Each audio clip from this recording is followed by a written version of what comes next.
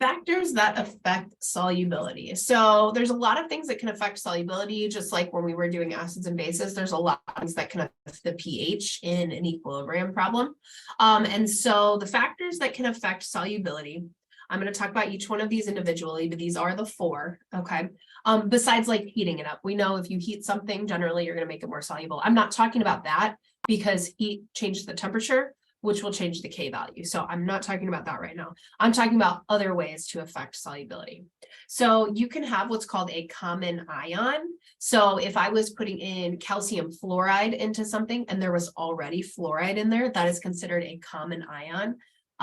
So common ion would be ion in solution and the compound that you're dissolving. Okay, it is the same ion.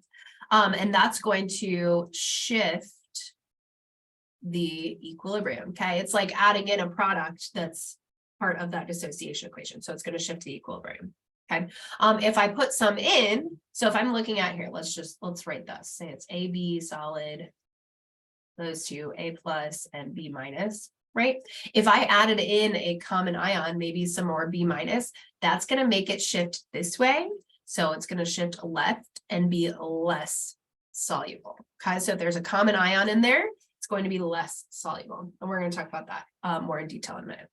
I can also change the pH. When we looked at the iron hydroxide in the previous video dissolving, it affected the pH. So if I change the pH by adding an acid or a base, that is also going to affect solubility. Okay, so right, I change the pH.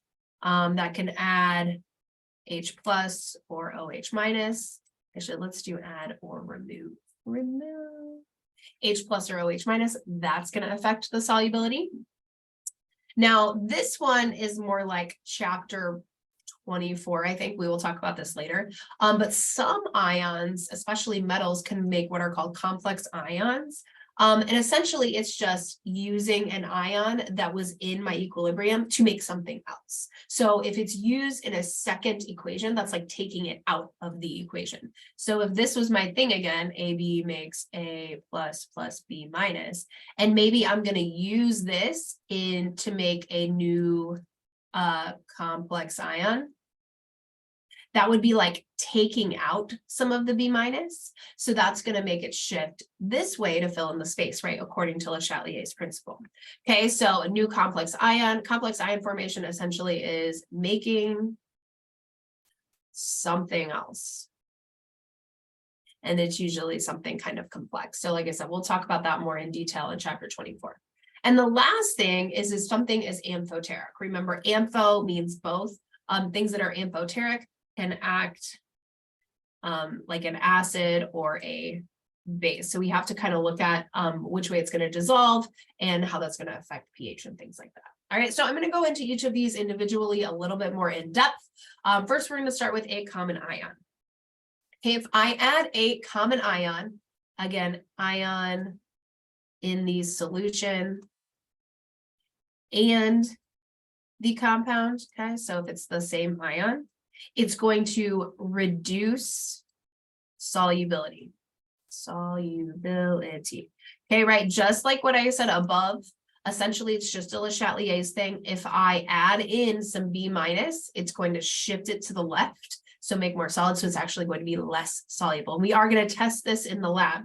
You should get it to be less soluble if you have a common ion in it already.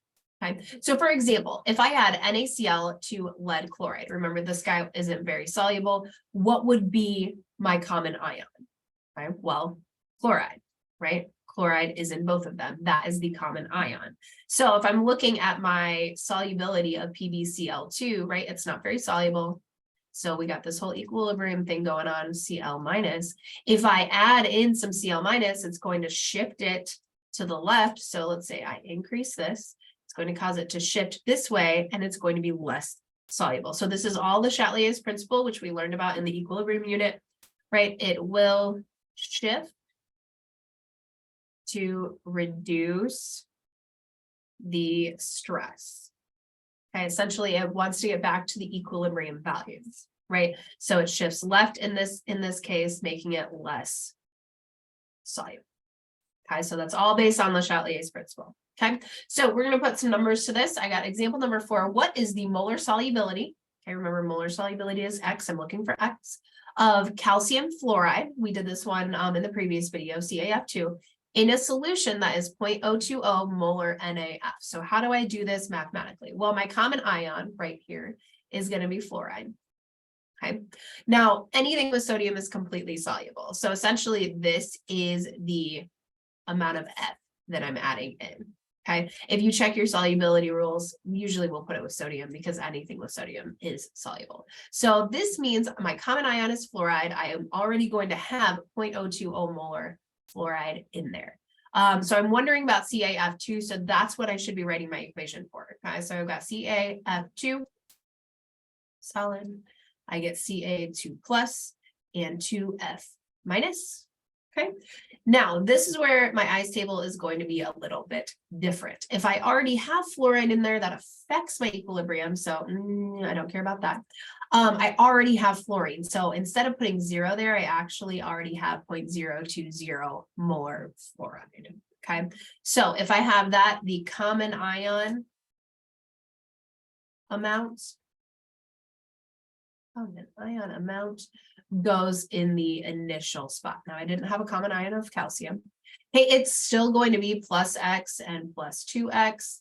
X. This one though is not just 2X, it's 0.020 plus 2X.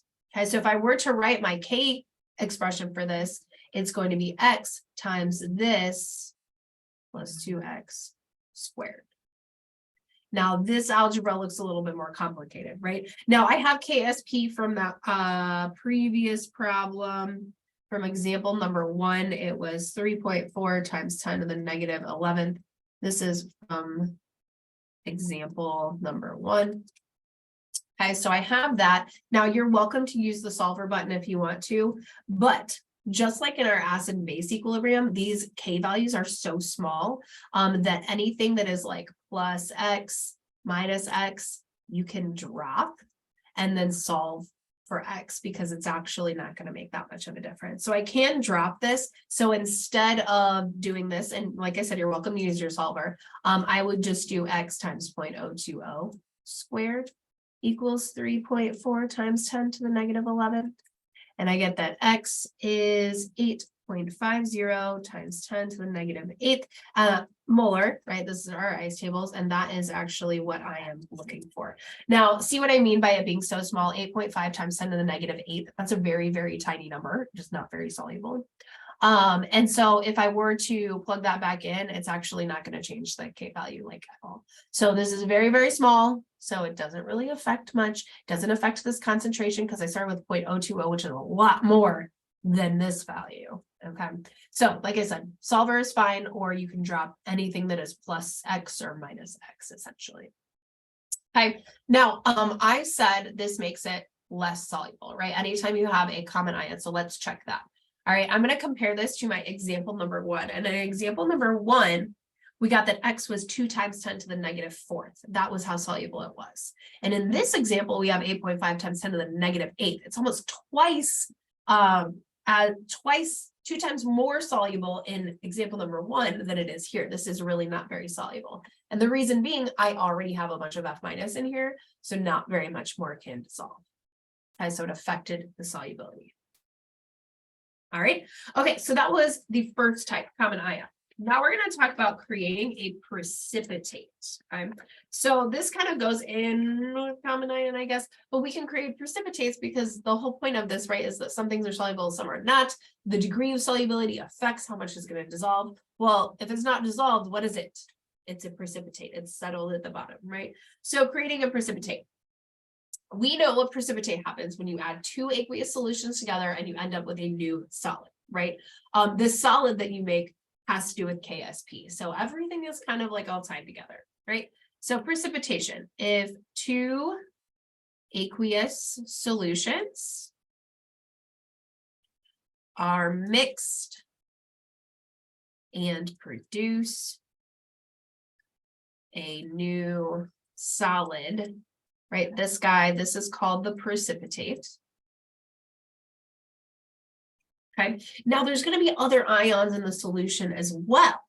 Okay, and those ones are going to be saturated. Essentially, any other solution in the beaker is saturated. Okay, because there's still ions in there. Now we're going to do some examples so you can kind of see and think about what's going on in that beaker. Okay, so adding, I've got lead nitrate and sodium iodide solutions. Okay, now both of these are completely soluble according to my solubility rules. However, if I write out this equation, so this is what I'm going to do. I'm going to write the equation. Okay, if I put lead nitrate, NO3, this is aqueous, with sodium iodide, okay, also aqueous. I make, this is double replacement, right? So I'm going to switch my ions. So now Na is going to be with NO3. If I check my charges, that's what I got. And then Pb is going to be with I, and it's 2 charge. Now, if I check my solubility rules, this is the one that's not very soluble. Okay, anything with sodium or nitrate is completely soluble. This is not balanced, so I need a 2 here and a 2 here. This is the molecular equation for the double replacement reaction that happens when I add these together. It actually makes a bright yellow solid, and that is lead iodide.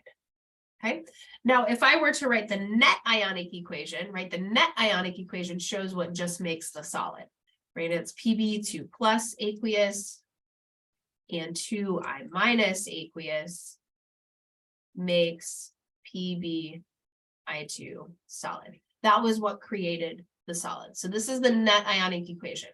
Okay. What did we leave out? Well, we left out those spectator ions, the NaNO3. They don't actually participate in the chemistry at all. They're just floating around in there. They're there. Okay. This net ionic equation is going to be important. Now, if you look at this, hopefully you noticed this is essentially the reverse of a dissociation equation, right? So this is where KSP is going to kind of play in.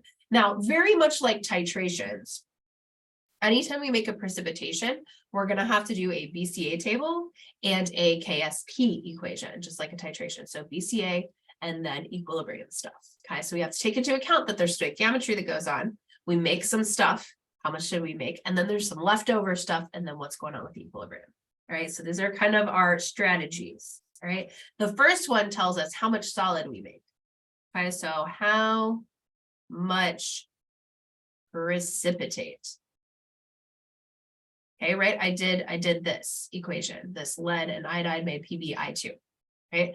And then the second part, we need like essentially what's left over. And we're going to look at that equilibrium. Okay, so we're going to do example number 5 here together. I know this is a lot of numbers, so we really got to break it down. Okay, I'm using the same compounds that I have up here. So I'm using this equation. All right, so I've got 45 milliliters of 0.05 molar lead nitrate. I added 75 milliliters of 0.08 molar sodium iodide.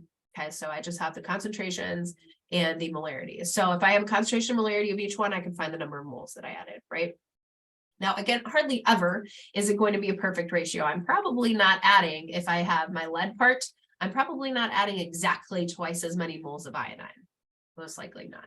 So we're going to have a leftover one, and that's going to affect our solubility and stuff. So I've got moles, so I can do a BCA table, no problem. Okay.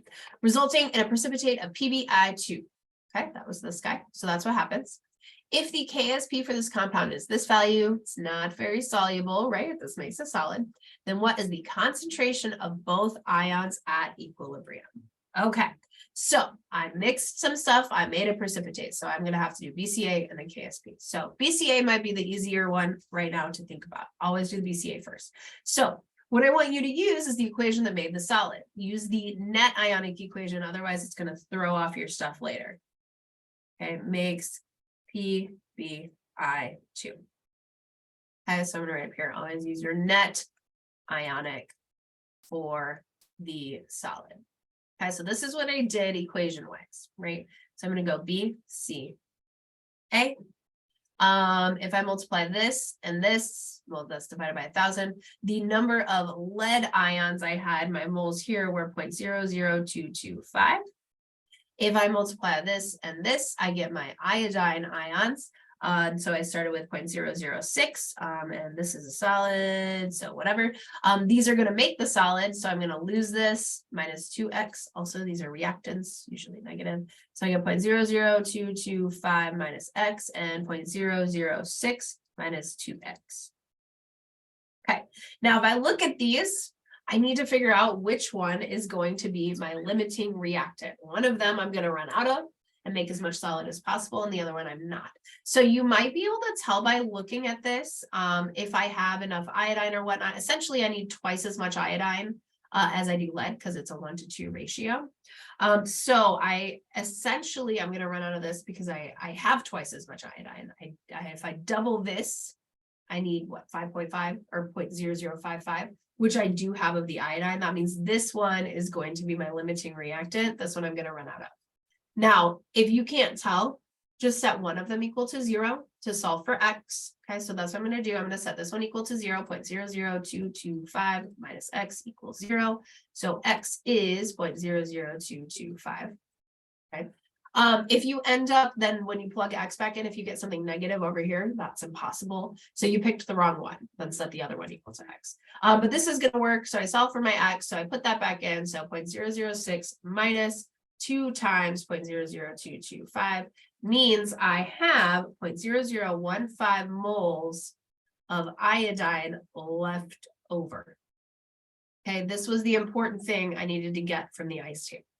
Right, all the lead was used to make solid. I made as much solid as I could, and now there's some iodine left over in there. Okay, so step 2 is doing the KSP part. Okay, so for this lead iodide, so I'm going to write the KSP equation or the dissociation equation.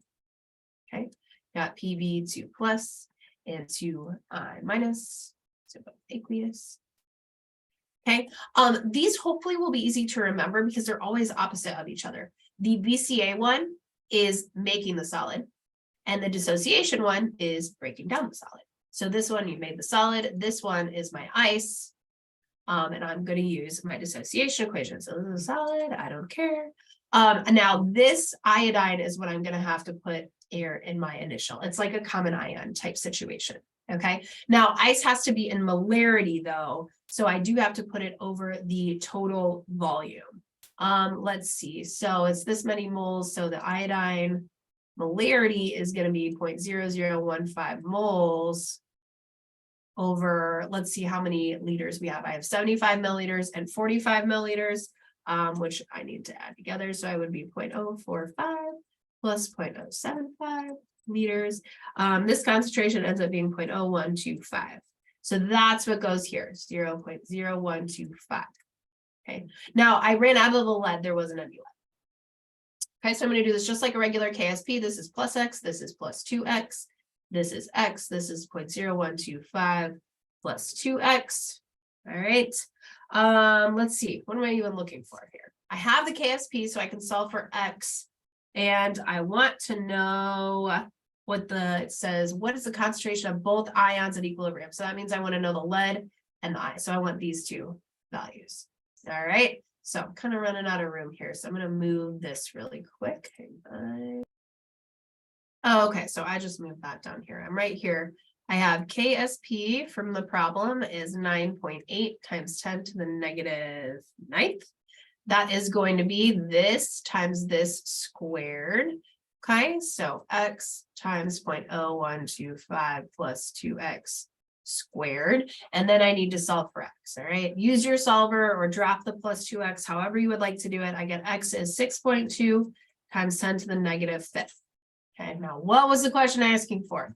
It wanted the iodine and lead concentrations at equilibrium. So x is lead. So the lead 2 plus concentration is 6.2 times 10 to the negative 5th. And the iodine concentration is 0.0125 plus 2x. So you can plug that in. It's essentially about the same as it was to begin with. 2 sig fig wise is 0.013, or you could have written 0.0125. These are both molar. Okay, so these are the answers. All right, I know it's a lot of work, but just like titrations, you're going to do BCA to make your solid and then ice for your KSP equilibrium. Okay, so moving on to the next way to change concentrations, to change solubility. That's what I meant to say. And that is changing the pH. So if something has an acidic or basic quality to it, it has an acidic or basic ion, you can change the pH to affect how soluble it's going to be. All right, so changing the pH of a solution will affect the solubility of, I'm going to put them in quotes, insoluble, because right, everything's a little bit soluble, insoluble bases. For example, we were talking about FeOH2 earlier, right? So pH can affect how soluble this is. So I've got calcium hydroxide here. Now, calcium hydroxide is technically a strong base, but it's not very soluble.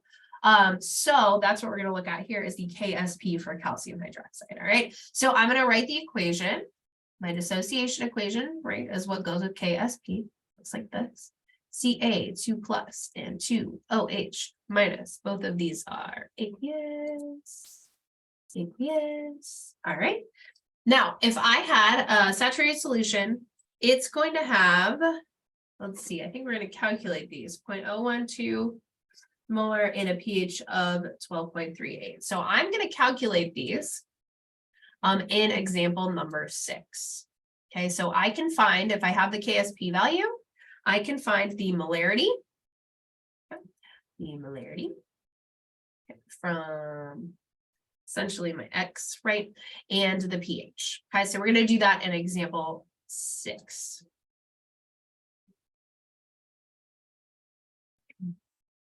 Okay, so I have KSP for calcium hydroxide. So I'm going to start off with my calcium hydroxide equation. See, I'm going to start dropping those like S and aqueous. You guys get the point. Anyway, I'm not going to do my whole ice table either because this is not a, well, no, wait, yes, I am. Okay, yes, I am. So what is the molar solubility of calcium hydroxide? Like these are 2 separate questions. So we're going to do this as part A and this is part B. Okay. So molar solubility, right? X, 2X. So KSP, which is 6.5 times 10 to the negative 6 equals 4x cubed. X is 0.012 molar. That is the answer to A. That's it. Okay, that is the molar solubility.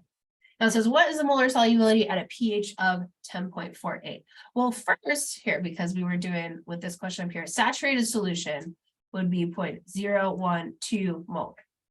Okay, and it would have a pH of, so let's kind the pH too. What is the molar solubility and the pH? Okay, so I have, well, hydroxide is 2X and X is 0.012. So my OH minus concentration is 2X, which would be 2 times 0.012, which would be 0.024, right?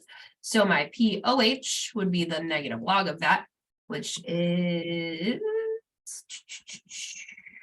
I didn't write it down, but then 14 minus, I get that my pH is 12.38. Okay, so that is the pH of this regular solution. Okay, so saturated solution has 12.38. Now I can also find the molar solubility because it changes if I change the pH, right? If I added in acid or I added in base and change the pH, I'm actually going to have a different solubility. It's going to affect this KSP equation here. Okay, so I'm going to do B over here. Okay, it's just like a common ion solution instead of a, excuse me, just like a 0,0 OH minus thing. Okay, so I'm just going to rewrite my equation. OH2 Ca2 plus and 2OH minus. I know this guy was 0. This one, instead of being 0, I actually had that pH, so I'm going to have to use that to find my initial here. Now, you might be thinking usually when I give you pH, that's how we calculate at equilibrium.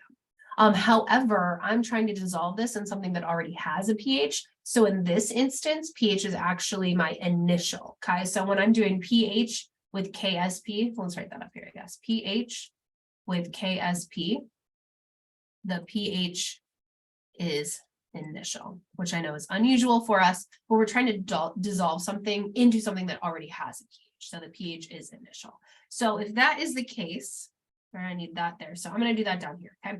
My pH is 10.40. So my POH is 14 minus that. I also didn't write that. So then I do 10 to the negative, whatever that was, and I get my hydroxide concentration of 0.000251. So this actually started as 0.000251. Okay, so this is going to be plus x plus 2x, x. This one is 0.000251 plus 2x.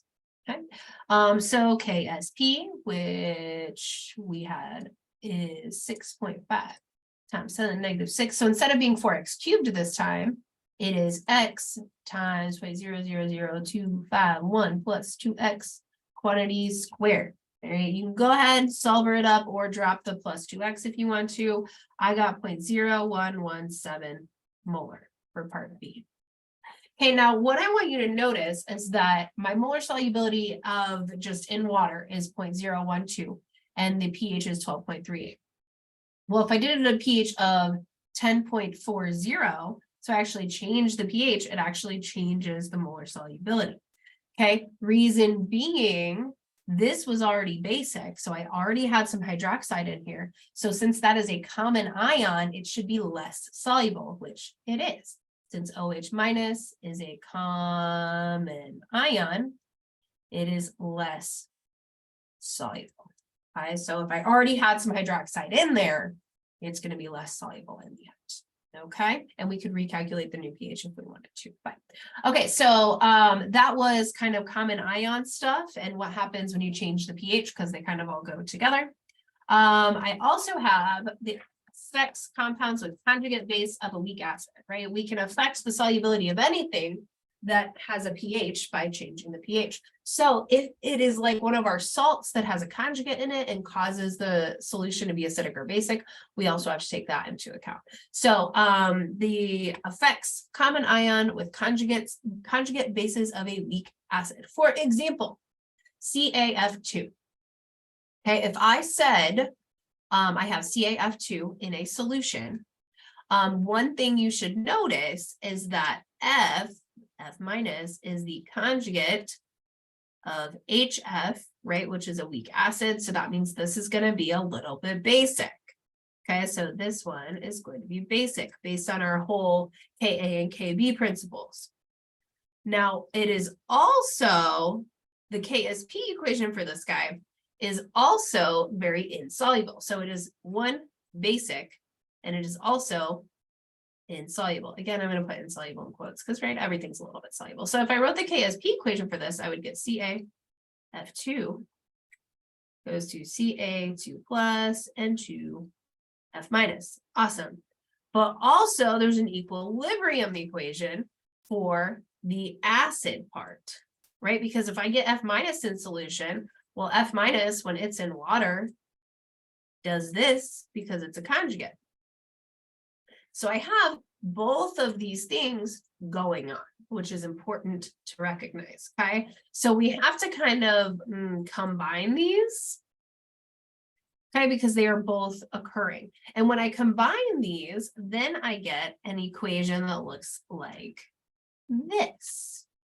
CaF2 solid plus, I do have to balance it, 2H2O makes 2HF plus 2OH minus. So this equation here takes into account both that it is not very soluble and also that it acts basic. Okay, so this has everything.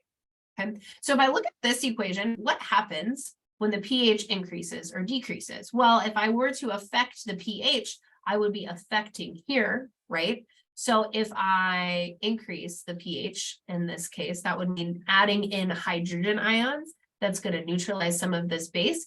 It'll make this equation shift to the right. Okay, if I decrease the pH or made it more basic and added hydroxide in, it would shift to the left. Okay, and that's actually going to affect how soluble it is as well. Because if I increase the pH and it shifts to the right, that means more of it's going to dissolve, more soluble. Whereas if I decrease the pH and it shifts to the left, that means more of it's going to become solid. So it's going to be less soluble. Okay, so solubility can be affected by pH in things that have conjugates in them. Okay, so example number 7 says, will CaF2 be more or less soluble at a pH of 2, meaning like acidic? Okay, well, we can tell that just by what we were just talking about, right? If I look at this equation, if I make it really acidic, acid is going to neutralize some of this hydroxide and take it out. So it's going to have to shift to the right, meaning more of it is going to dissolve and be more soluble. So if this were a question on an exam, I would want you to say it is going to be more soluble. And I would ask why. And you would be like, well, more acidic will neutralize that OH minus, shifts this way, all right, for the KB equation, essentially. And so it's going to use more, no, I'm not going to write that. That's not what I want. So it is going to not use more F minus, it kind of does. So it also shifts solubility of that CaF2 that way. Okay, so this one is based on the KB and this one is based on the KSP. But if we shift this way, that one is also going to shift that way and it is going to be more soluble. Okay. You can also think of it. So this is how I would explain it. But you can also explain it by saying, well, F minus is basic. Okay, because it's a conjugate of HF, right? Conjugate of HF. Okay, so if I made it more acidic, that would mean it's going to shift to the right. So more acidic shifts because less base, you could say, kind of. I like this explanation more. Up here, it makes a little bit more sense. It goes along with everything that we've been talking about. Okay, so those are affecting pH. So this is when we have a conjugate acid or conjugate base. If you look at these equations, you can affect solubility. Up here, we did calculating the pH and the solubility of things that are acidic or basic. And then we also did, if we are, what were these ones? Adding in or taking out, we've got common ions, okay? So the other ones I said are complex ion formation, which is something that we're going to talk about in chapter 24. I write that down here, chapter 24. Essentially, so for example, what happens if I have silver in a ammonia solution? Silver likes to, this is called a complex ion. It likes to take on two ammonias and actually make this complex ion that looks NH3 2 plus.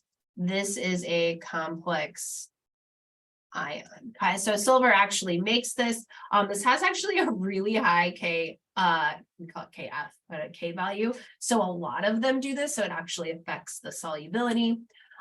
So this is something, like I said, we'll talk about when we get more into metals and things, metal complexes, toward the end of the semester. Okay, so note this does happen. So if it's used for a side reaction, that's going to affect its solubility. Also, that several hydroxides are amphoteric. This kind of goes along with the complex ion formation because they essentially form these big complex ions. So for example, aluminum hydroxide, okay, if I have this in solution, it likes to kind of take on an extra OH minus and make this complex ion, 4 minus. So aluminum will do this, meaning it's amphoteric. So if it can take on another hydroxide, that's going to affect your pH. Chromium does this, zinc does this, tin does this. Okay, so essentially, they can act acidic or basic. You get these really complex ion guys, and then that's going to affect your pH as well. Again, so these can affect the pH, these complex ions, or sorry, solubility. They can affect the solubility, these complex ions, but these are something that we'll talk about later. Just know that they exist and it will affect how soluble things are.